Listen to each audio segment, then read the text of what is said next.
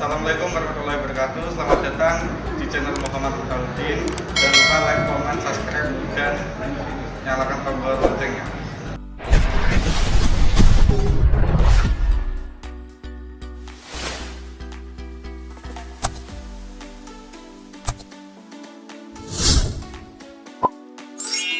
Pertama, kepala silinder.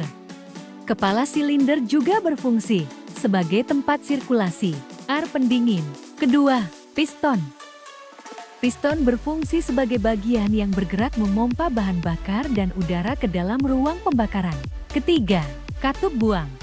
Berfungsi untuk membuang sisa gas pembakaran yang terjadi dalam ruang bakar yang kemudian dikeluarkan mobil melalui bagian knalpot mobil. Keempat, poros engkol.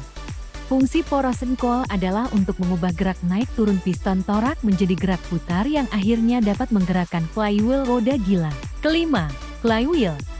Fungsi flywheel adalah untuk menyimpan dan menyalurkan energi putar yang dihasilkan mesin mobil. Keenam, busi. Fungsi busi adalah untuk memberikan percikan api ke dalam ruang bakar mesin yang nantinya akan memicu pembakaran di dalam ruang bakar. Ketujuh, drain plug. Drain plug berfungsi sebagai tempat untuk menguras atau mengeluarkan oli mesin saat Anda ingin menggantinya. Kedelapan, water jacket. Water jacket berfungsi menyerap panas dari mesin dan mengalirkannya ke radiator untuk didinginkan. Kesembilan, alternator. Alternator berfungsi sebagai pembangkit tenaga listrik yang menyediakan suplai listrik untuk seluruh kebutuhan kendaraan. Komponen ini bekerja dengan cara mengubah tenaga kinetik menjadi tenaga listrik. Kesepuluh, fuel tank. Fungsi utama tangki adalah sebagai tempat penampung bahan bakar. Seluruh bahan bakar yang masuk ke kendaraan disimpan dalam tangki. Kesebelas, fuel filter. Fuel filter berfungsi sebagai penyaring kotoran yang terdapat pada bensin sebelum masuk ke dalam pompa. Kedua belas, fuel pump.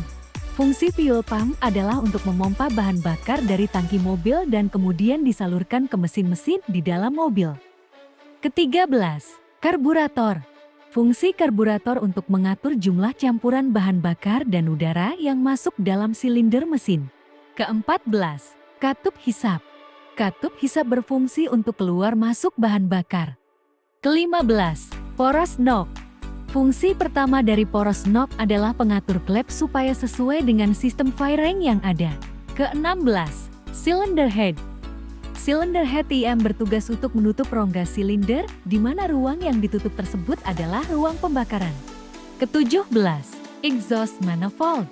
Exhaust manifold berfungsi untuk mengumpulkan gas buang di berbagai saluran pembuangan. Ke-18, blok silinder. Fungsi utama blok silinder adalah sebagai tempat atau dudukan untuk naik dan turunnya piston pada mesin.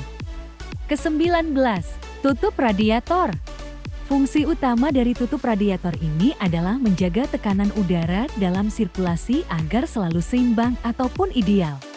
Ke-20, termostat.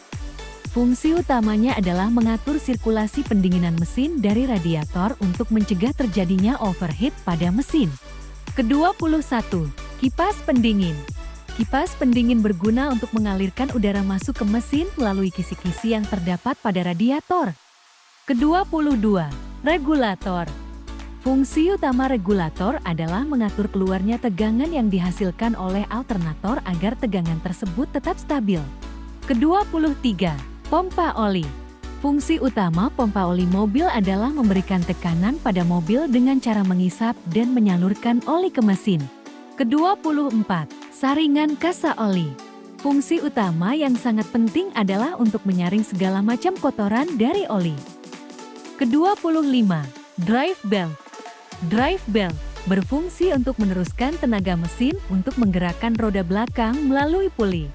Ke-26, pompa oli. Pompa oli oil pump berfungsi menghisap oli dari bak oli oil pump kemudian menekan dan menyalurkan ke bagian-bagian mesin yang bergerak.